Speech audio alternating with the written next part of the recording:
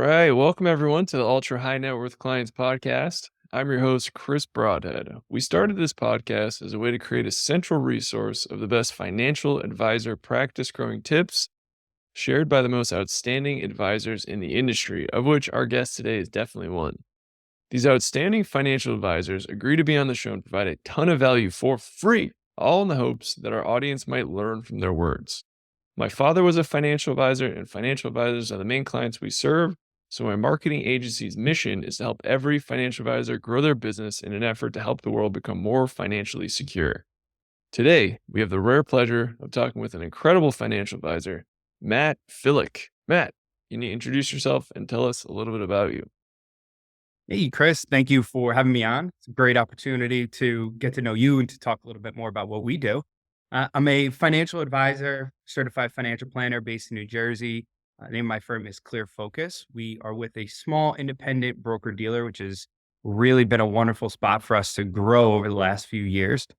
Have a team here that we've built really from the ground up, going all the way back to 2009 when I started in the business. Uh, 4 advisors on the team now, and for staff, we're bringing on a new portfolio analyst in just a few months, which will be a really exciting opportunity. Firm manages just about $300 million. We're, as we sit this morning, about 300 grand away from cresting over that $300 million mark. So hopefully markets will go up today and we'll have a little party this weekend. And Woohoo!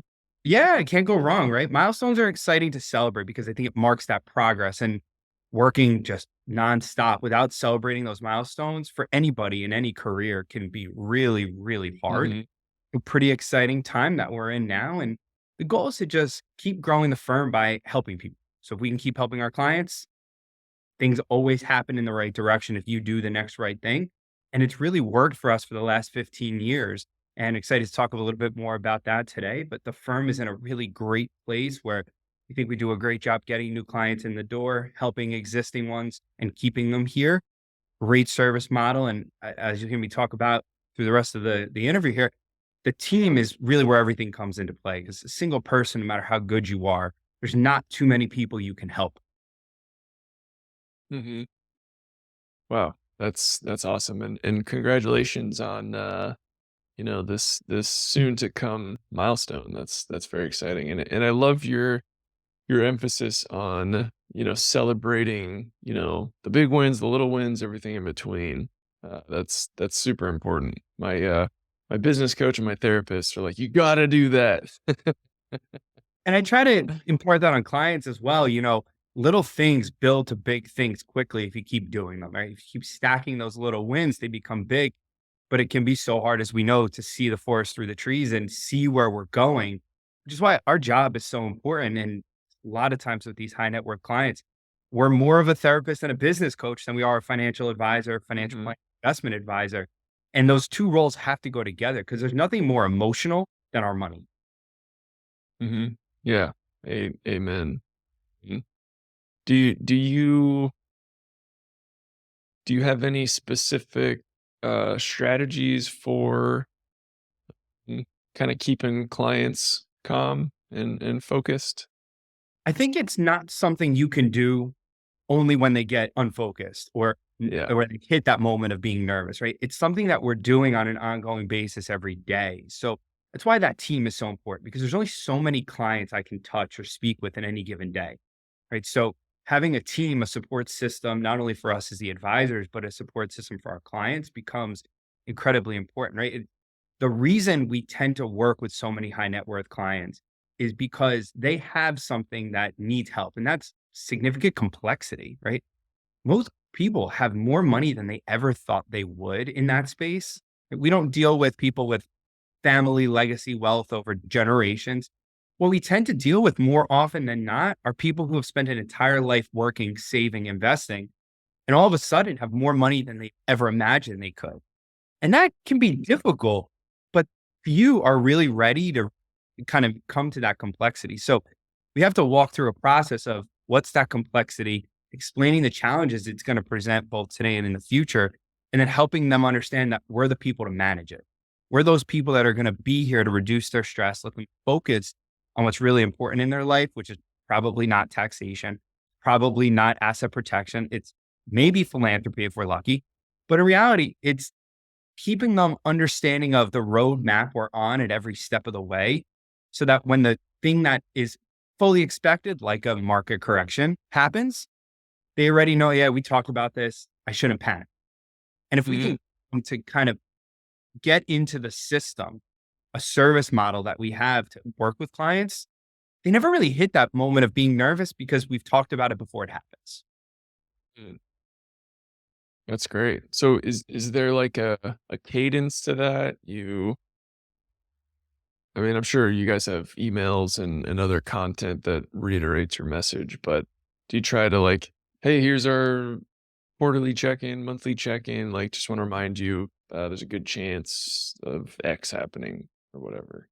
Yeah, it's a great mix of some of that automated stuff. Like we do a monthly video, weekly emails with market recaps. And those market recaps are the smallest part, right? They have a market recap, sure, but we include things like a golf tip, maybe a new recipe to try over the weekend, different Mhm. things that make people want to read just enough of the market so they understand where the world's at, but not enough to be scared.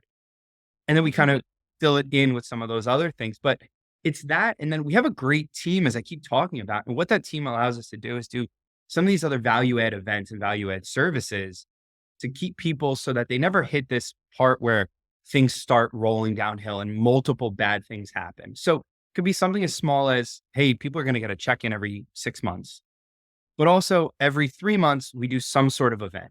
That event might run from a state of the markets presentation that we're doing later in March, really next week, all about, hey, here's where the market's at, here's where it may go, and here's some of the things that you're going to hear in the news and why they're not as scary. And then we'll do little things like every November for Thanksgiving, we give away free pies, tell our clients we're thankful for them for the Thanksgiving holiday. And then every time when they're coming in to pick those pies up, we're having that conversation just a little bit. They're seeing other people. They're seeing how people aren't nervous. They're seeing how the other clients that we have fit just like them. And it creates this sense of safety and community where people aren't going to worry because we're constantly talking about what they may or may not see and reinforcing that we're here to care about. Mhm. Yeah. So almost like a wise mentor, like getting close to even like the parental uh safety. It's just like, you guys, no matter what happens, like we're here, we got your back, just stay on the plan. I think the biggest compliment and reflection of that was during COVID, right? Markets are falling March of 2020. We fall 35 some odd percent in 30 days, steepest decline ever. Every time the phone rang, the question we got 9 times out of 10 was, you okay? Your family's okay. Hey, we know this is going to pass. We want to make sure your health and your safety is primary. They're calling to check on us because they know already that if they call and are worried about the markets, we're going to tell them the same things we have every time, which is we've prepared, we do proactive investment management, all of these things that we can control, like taxation and timing of raw conversions or different things. We now have these opportunity sets that we can explore because of this event. Right. So they're really just calling to make sure the people they care about, our team, the advisors here are okay, more so than freaking out about a market event. Mhm. Wow. Okay. So you guys are a tight knit crew. Yeah. Uh, I mean, when we think about it in the high net worth investment space, direct indexing, custom indexing, individual municipal bonds, state specific bonds, taxable munis, all these things that we can do. There are other people who can do that. I'm in the New York City metro area. So there are lots of high net worth advisors, right? I was just at a conference and one of the stats that they were talking about was so interesting was 93% high net worth and ultra high net worth clients are still within the wirehouse broker dealers, wirehouse firms. what? I didn't know that. That number has gone up. And the reason being, it's a bundling of services. People just want their life to be easy. The high net worth Mm. strategies I use, so can the guy at UBS, so can the guy at Commonwealth or Cambridge and these broker dealers or RIAs. Very similar expertise or availability more so of investment solutions. So we have to do other things to keep them in. Mhm. Wow. Okay. Man, I can't. believe that. What was the percentage? 90 something So percent? it's something like, and don't quote me on the exact numbers, but it was something that it's increased from 90 to 93% of high net worth Wow. in the wirehouse firms. And the reason they spoke about was all these service bundles, right? You can go to a Yeah. like, unknown, I won't say the name because it'll kill me, firm who also has a bank. And you can do credit, you can do securities lending, you can do your banking, you can do all of these things in the same portal. You can monitor your investments with the same advisor who can monitor your investments. And again, that complexity that high net worth families have is what really makes them different. It's not the investable assets that make them different because whether you have $1 million, 5 million, or 10 million, we're going to treat you the same. You deserve respect. But the complexities you deal with at 10 million are far different than that at a million. And the way we address those complexities is what makes those people want to work with us versus somebody else. Mhm. Got it.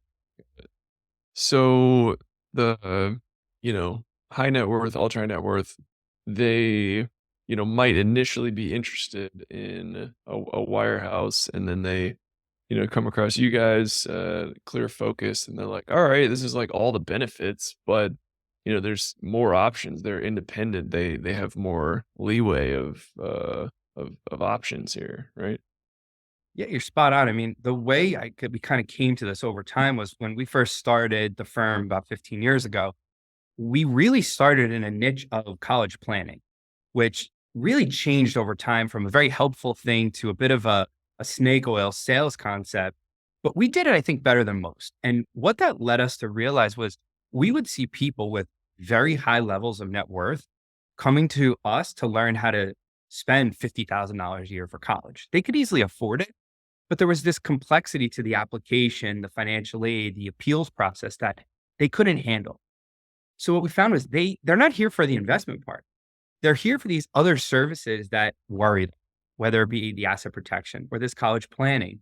So we built our team here where we have licensed individuals on the team here. They do property and casualty insurance, liability coverage for business owners. They're going to do Medicare supplement. We can bring in clients and it's one-stop shopping, right? I always tell people, I want to be your financial concierge. Anything that you can think of that has to do with money, you should be coming to me. And if they go elsewhere, it means there's one of two things. Either I haven't done a good job communicating what I offer and what I can do, or second, they don't trust me to come here. And that's a bigger problem. So we want to be able to offer all those services so that people's lives are simpler, not harder. Mhm. Mhm. Awesome. So, I really want to dig into your start here. So, you started in 2009. That's gotta Heck of a learn tailwind, right? I learn mean, more of that. so I got really lucky in that life can be full of people who help you or people who push you backwards. And I've been really lucky to have great mentors at each stage of my life, whether it be as a younger person in high school or, through college. And then certainly when I met my eventual business partner, become a huge mentor that really accelerates my growth. And then if you're a good mentee, you accelerate their growth as well, right? You can work together. So I was in business school for finance, was at Penn State, go Nittany Lions, have to say it, it's obligatory. And what ended up happening was I needed to, on my break from Thanksgiving, I needed to do one of two things. I could either read a book and write a paper or shadow somebody in the industry. And that paper turned into about a paragraph. So being the 19-year-old college kid I was, a shadow somebody for a day and write a paragraph is way better than read a book and write a paper. Reached out to my parents' financial advisor and said, hey, I'm going to be home for break. Would you mind if I shadowed you for a day? Absolutely. Of course. He responded, let's get together.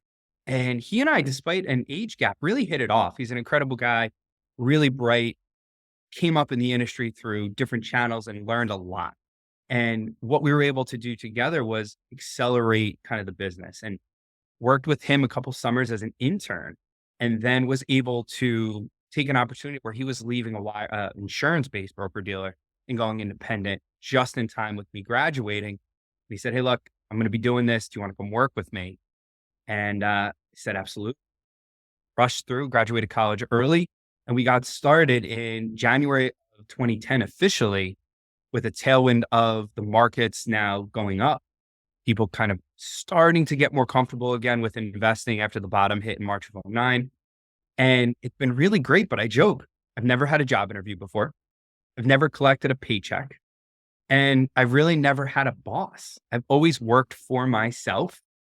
So I don't know how it could be another way, right? My wife thankfully works for a bigger company. So she has like nice health benefits, a 401k, all the things that you don't get when you're starting a business. And it's really been an incredible journey in the last 15 or so years where to come from building a firm from the ground up, finding the secret sauce, which is really who's with you in that journey. It's been an incredibly fun time.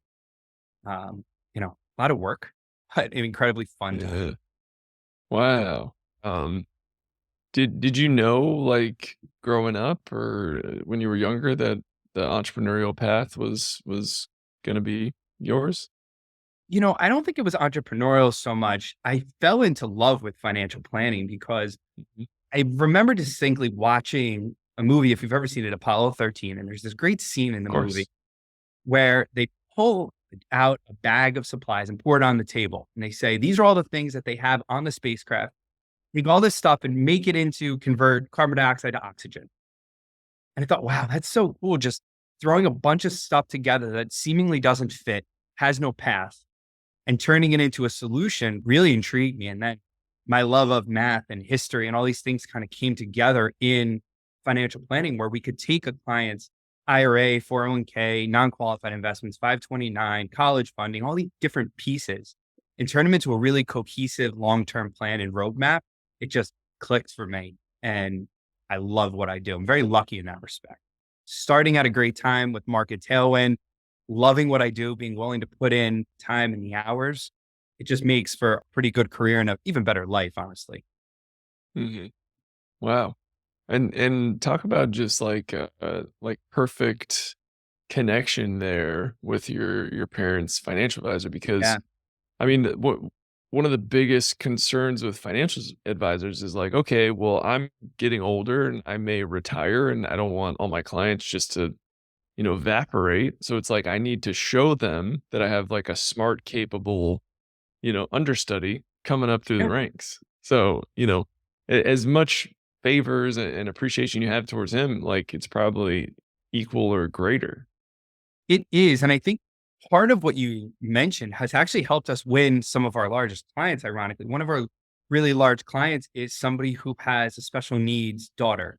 And their biggest reason for selecting us was that, hey, we're going to fund this special needs trust. And at some point in time, the parents will be gone. My partner will no longer be the lead advisor, but I'm going to be here another 40 years. At the time, I was only in my late 20s, early 30s. And they thought, if we need somebody who knows the continuity, who knows what our daughter's gone through and what she's going to need, we need somebody who's been around it. And that's Mm, why they selected us. So there's certainly some nice perks to having a multi-generational team in the office because I think it opens up the opportunity set of who you can work with and who becomes a good client changes based on the age of the person as well. mhm. Yeah, that's a great point. Mm. If And people are, is your yeah, go ahead. I was say, if people are thinking of bringing on somebody younger, there can be a lot of feelings of it being threatening, right? And I think the best way to do that is to think of it where two people, two minds are better than one. And if you do it right and the clients see you as interchangeable, you end up with the ability to do more at the same level of Mm, success, the same mhm. level of service. Yeah. Were there any specific things you did to become interchangeable in the client's eyes? I think it is all about how things are set up and said, right? So it needs to be explained initially by the lead advisor, typically the one with the gray hair and the wisdom, that I trust this other person and you should too. And once Mhm, it's said, it needs to be demonstrated by both the younger and the older advisor in a tandem that really shows that no matter what, there's a mutual respect of ideas and knowledge. Right? And that clients will pick up on that and it becomes ingrained in them through demonstration. But you can't tell somebody to believe something. You have to show them that this is what is true. And they tend to fall kind of into line with that same idea. mhm. Awesome, awesome. And your mentor, he's still working with the firm? Yeah, he's still here. So he and I started together back in 2009, really kind of got running hard in 2010 and close in and out of the office, which has really been a great way to work because I spend more time with him than I do my wife in reality. That might be a good thing or a bad thing. I still don't know. And we spend so much time together in the office, it makes sense. So we have to keep growing with the right people. We did that in 2000 and I guess 17. We brought on a really great practice manager who's great with our clients, cares about them just as much as we do. And that accelerated our growth another level where we were able to take on more clients with higher levels of complexity. Brought in another advisor in 2019, led us to grow again, which we needed more staff to keep up that high level of service. That was in 2020, and then did it again in 2022 as we continue to bring on advisors and match them with high level staff person so that their clients were taken care of in the same fashion as we always hoped. Hmm. There's a great Awesome. book. If any of your listeners want to take a look, it's called Unreasonable Hospitality by Will Guidara. Ooh. He's never read it. He talks a lot about being in the hospitality restaurant industry. Hmm. Everything about making people feel special is the same no matter what service business you're in. It's an outstanding book. And I think we try to make sure that every person that comes in and out of the door understands that they're special. Their time with us is their time. We're not here to sell them something or to get referrals or to do something else. And really important to make them feel that way. Hmm. Okay. I officially need to read that book. You are at least the second person, maybe third, in 42 episodes to mention that. So there's something there. For sure. Yeah. Okay. That's awesome about the bringing in new people to make growth, stronger, make growth happen. Do you hire fresh out of college, up and coming financial advisors? Do you find folks more experienced? How do you determine that these financial advisor hires are a good fit before hiring? We've spent a lot of time focusing on the person we hire, much more importantly than their experience. So the practice Mhm. manager had no financial services background, but she had an entrepreneurial background, service background. Makes her a great fit. We've taken some people that manage now our new account flow and account opening processes. She had a great career at larger broker dealers, banks, wirehouses, great fit, huge expertise, really a value add. On the back end, the new portfolio manager and analytics person we have coming on, the reason that they're just coming on in May is because we graduated college in May. We like this combination of insight into he has a pure academic mindset, which can be actually really helpful for cynical guys like myself who you've seen it all happen. You believe nothing anymore. Having somebody fresh like that who just knows the academic answer and can give you raw data that's unskewed by belief is actually really important. And then I can take him through the process of why what he is showing me is either relevant or not. So that matchup is great. We try to find people from both respects because sometimes the green beans are great. They know very little, but they also know. Whereas sometimes Mhm. you have people who have really great industry experience that can explode growth because they bring so much to the table. It's about a balance of both. Mhm. Yeah, absolutely.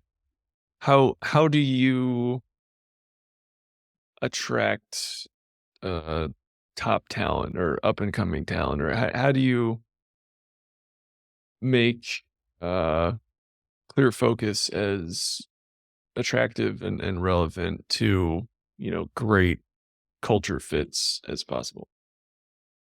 Biggest thing we do is that, we really are a group here that rows in the same direction. So having them invested in the firm's growth in lots of different ways is incredibly important because nobody wants to be burned out. Nobody wants to work so hard that it doesn't matter. And I think we do a really great job of celebrating those little milestones internally here with our team that make those things exciting, make those things real. In the talent acquisition side, it's similar, right? The person we're bringing on, we want to make him feel like he has a future. He's not just some guy working here. So by tying him into his educational goals or maybe getting licensed, next steps in terms of a CFA or something like that, and rewarding him for his growth, tying him into the firm's production down the road or the firm's revenue down the road as a meaningful part of the team is a great way to create that connection to what we do. Because there's a lot of really cool jobs. I mentioned we're around the New York City metro. So people like that, they can go work at Goldman Sachs in Manhattan and have that kind of quintessential experience, but it's not a 30-year career. We want to give somebody a track where they can see themselves being a meaningful part of the team and their own professional growth with us. Awesome. Awesome. Yeah, I feel like the the sheen and the kind of luster of the big wirehouses is wearing thin, even on, this younger generation. They've you just can't dance around like all the scandals and restrictions, and they talk to you, they're like, all right, cool, this is like, basically a family, and they're doing fun stuff and they're having fun, they love doing it, and then they're like, all right, these guys are making a lot of money but they seem miserable. I think you're right. And I can tell you, the reason going back to that stat of how many high net worth families are tied to large wirehouses, so much that's dependent on age. Right? Hmm. Ultra net worth and high net worth tends to come with a pretty standard age. And that age is the baby boomers, maybe the top end of the Gen X, where big means better. Big building, fancy name means it must be safer, it must be better. Hmm. Right? A lot of our clients, and we work with everybody, right? So I don't care if you have no money or a lot of money, you have to want help. And if you want to do the next right thing, I'm willing to work with you. And what that means is that a lot of the Gen Z clients we have that are coming up through their careers and even age driven, and as we talk about the generational wealth transfer that's coming from the baby boomers to the Gen X and millennials, I think it puts us in a really great position to see the 90% or 93% slowly come down, maybe quickly at some point as that wealth transfer really takes hold over the next decade. Yeah.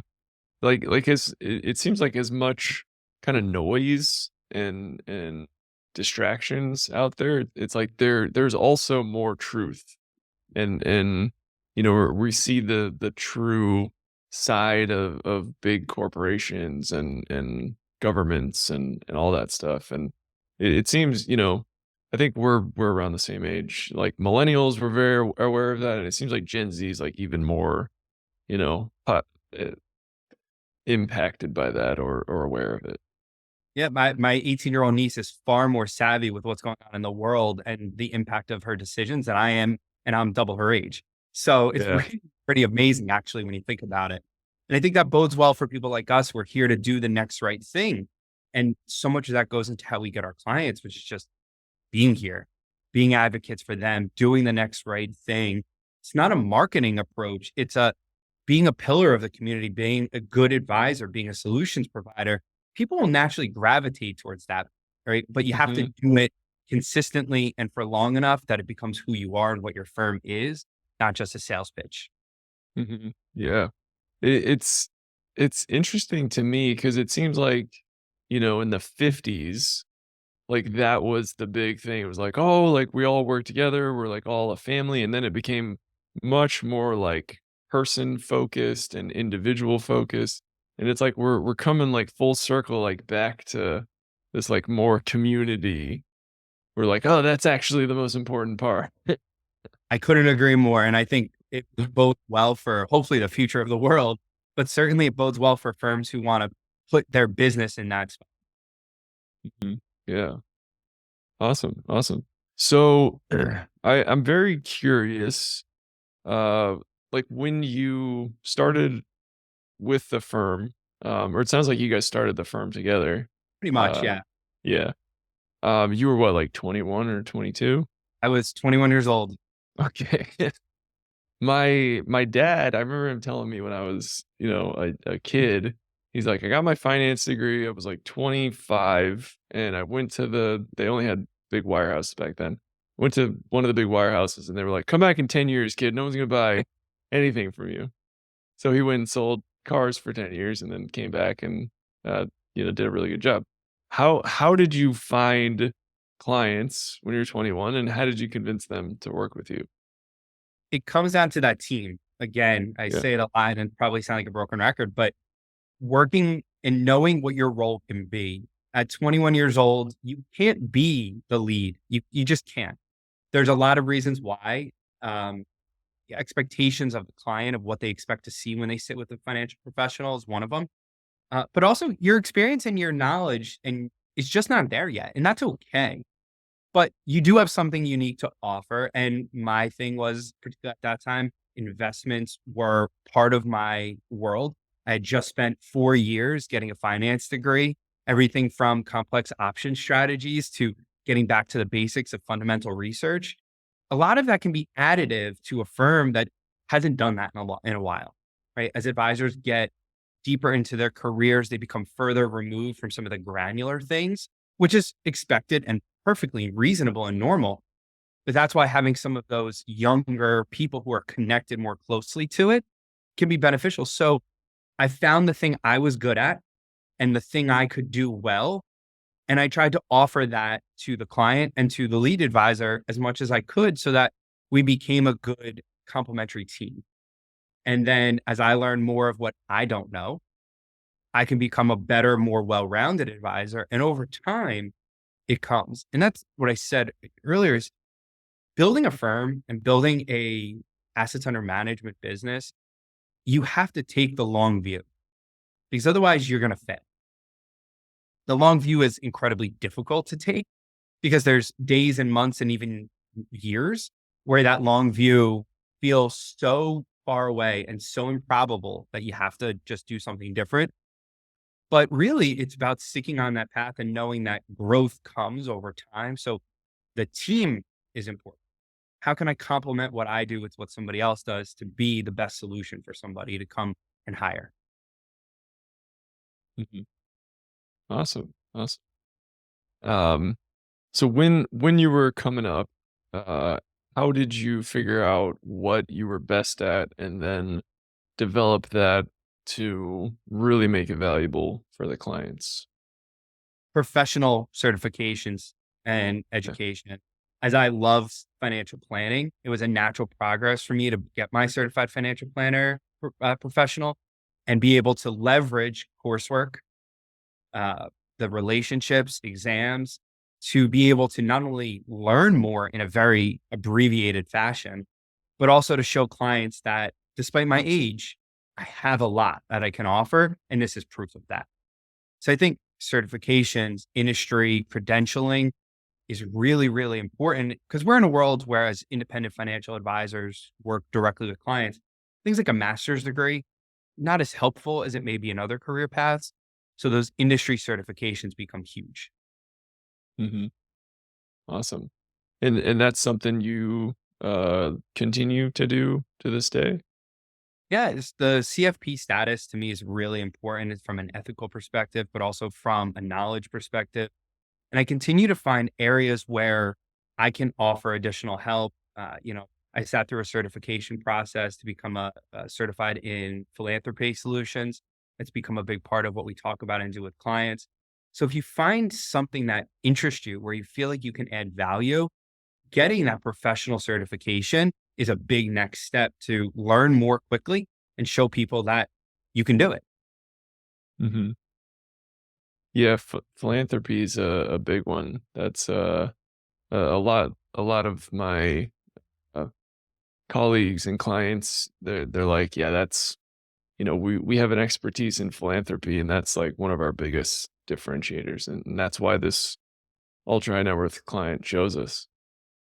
It's incredibly true. The levels of complexity that those people face in that high net worth space is so different. If you have enough just to barely get through retirement, maybe you're giving charitably on a monthly or annual basis, but true philanthropy that's generational or planned giving is not going to be in your world, and that's perfectly fine. On the high net worth space, philanthropy is usually a part of the value transmission act, but it's also a huge part of planning for them for taxation, asset protection, tax management. So we really need to be part of that world and understand it to offer advice to those people. And it becomes a nice value add. Again, they talk about like these people that have a lot of money, for us especially, they have a lot of money because they've done the next right thing for a very long time. They've grown their wealth over decades and they have more than they ever thought they would. So helping them work through that of what to do with it and how to handle it is huge. Philanthropy is a massive part of that. Hmm. And it's, it not only feels good for them to do, but it's, there's tax benefits as well, right? Yeah, we're So, able to help people, especially with the new 10-year rule on IRAs and some of the different tax implications. You can leave to charity and help offset taxation to your family. It's a pretty good gig because you can do the right thing and yeah, get the benefit. yeah, you're like, I'm going to choose where my tax dollars go. I like, Paying taxes is one of those things that, yeah, it occurs, but the amount you pay does have an optionality to it, which can be changed through philanthropy, through giving. So if you can help other people, it's a good deal. The federal government offers incentives to giving because I think there's a very common understanding that giving direct to the boots on the ground that do that charitable work has a greater impact and certainly a much faster impact than tax dollars eventually working their way down to those causes. mm, It just hmm takes so much hmm more time. That's just why cut we out, get a tax benefit. yeah, you cut out the middleman, Yeah, straight to the source. Yeah. always better. Yeah. Yeah, that's awesome. Um, I'm always curious, are there any specific questions that your ultra high net worth uh, clients are currently asking or topics they're really interested in, like, the last 3 to 6 months or so?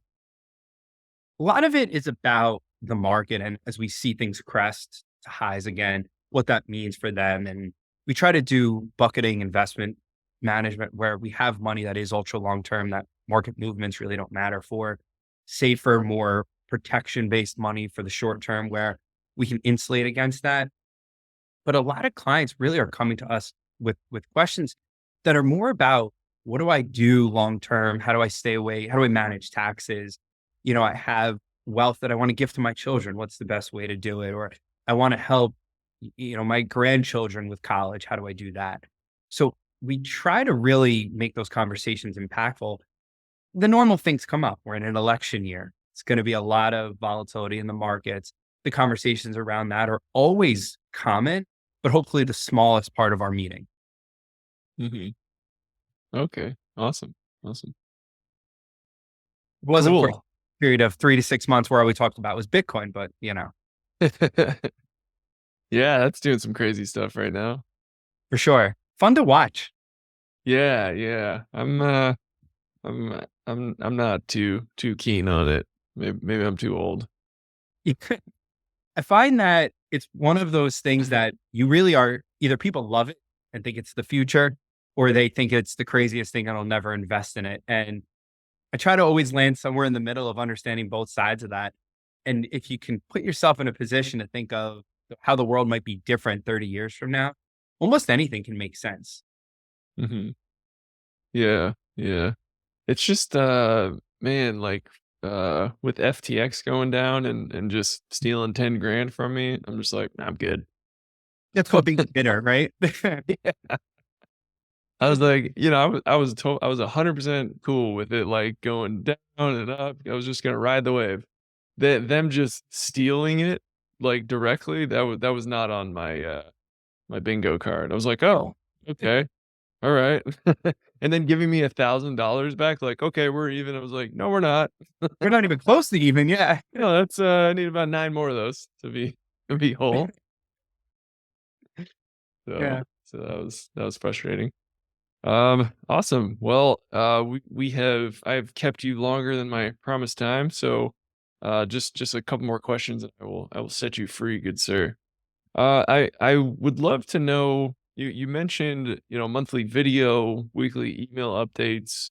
Those are awesome. I'm very, impressed that you guys are already doing that.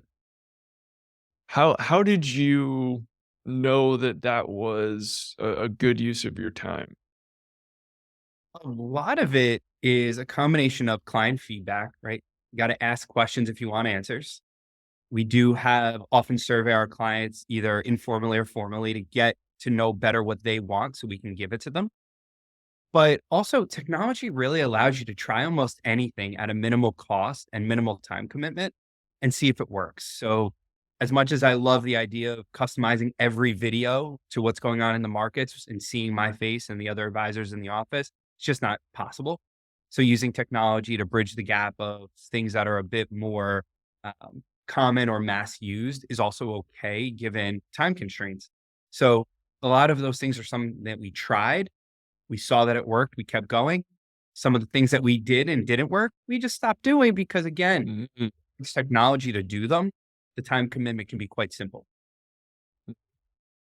That's smart. So you guys, you take an open-minded approach. You're like, okay, I'm seeing, maybe some other industries having success here. Maybe we'll try it. And then if you like doing it, if it's moving the needle, you keep doing it. Pretty much. I think it's a great way in any business to try something, right? You introduce something new, Yeah. feedback, and either keep it or don't. Look at Yeah. the fast food chains are the same way. Every time Burger King comes out with something new, half the time it goes away, half the time it becomes a menu staple for 30 years. Amen. Amen. Um, awesome. So is is that used predominantly for kind of internal client communication, or does that drive new client acquisitions as well? I think it doesn't drive new client acquisition directly. What it really does is keep existing clients in the loop. But if you give them something they enjoy and something they can talk about, it should indirectly drive new clients. And so much of what we're doing is creating a sense of being solution providers, being a pillar of the community in lots of different ways so that we're always here and in front of people, top of mind, right? Even the Thanksgiving pies that we talked about keeps our existing clients really as part of that family. But more than anything, they're going to bring that pie to their Thanksgiving family dinner. And right, they're going to say, you know what's so crazy? I got this pie for my financial planner. And inevitably, there's that one or two people that say, oh, really? I actually need a couple questions answered about my 401k Mm. or my retirement. It's pretty cool they did that. What are their names? So Ooh. as a direct to get new clients in our world, it has to do with if we can create raving fans of what we do, they're going to do that for us.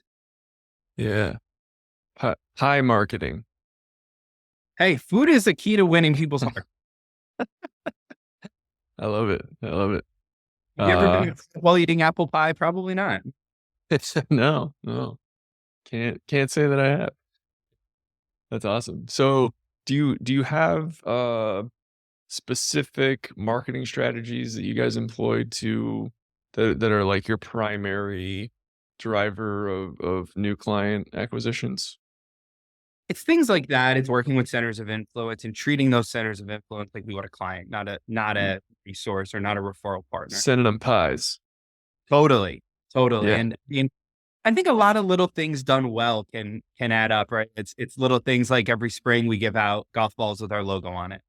You know, we have different things that we can constantly introduce ourselves to new people through keeping our clients happy and keeping us front of their mind. You know, that raving fan is really important. And the marketing calendar we have in place with those events, whether they're educational or social, really help us just be a part of that. Mhm. Awesome. Awesome. Yeah, you guys are very hands-on and community focused. I love it. That couldn't be more important these days, I Agreed. think. Yeah, yeah. Awesome. All right. Well, I have at least 10 more questions, but I want to respect your time. So we will end it here with one final question. And if you've listened to an episode before, you might know it's open-ended. You can take it any direction you want. The question is, what are you working towards? Think working towards a sustainable model of helping people, right? It's not about building a better mousetrap. It's about how can I continue doing what we do with a high level of service and a high level of client success for however they measure that, but doing it for more people. We want to grow, but we want to grow while still providing that same level of high service and respect. Sometimes scaling a business is very different than that. So what we're working on is exactly that. How do we keeping people the primary thing, not investments, not returns, people? And if we do that successfully, we hope it comes to create more success for us as a firm, our team here, and of course our clients. That's awesome. Well, I will say you are well on your way to that goal. So, um, Matt, where can our audience find out more about you? Check us out on Instagram, Clear Focus Financial, Facebook, LinkedIn, things like that. We post a lot about what we do, both in the community, charitably, business, investment concepts, ideas, things like that. Great way to learn more about us, and shoot me an email, reach out. Love talking to new people. It's one of the great joys of life. Hmm. Amen. And we'll link to all of those URLs in the show notes. Matt, thank you so much for taking the time today. Thanks, Chris. Appreciate it. Yeah, this is awesome. And to all our listeners out there, thanks so much for tuning in. Keep on growing out there, everybody. See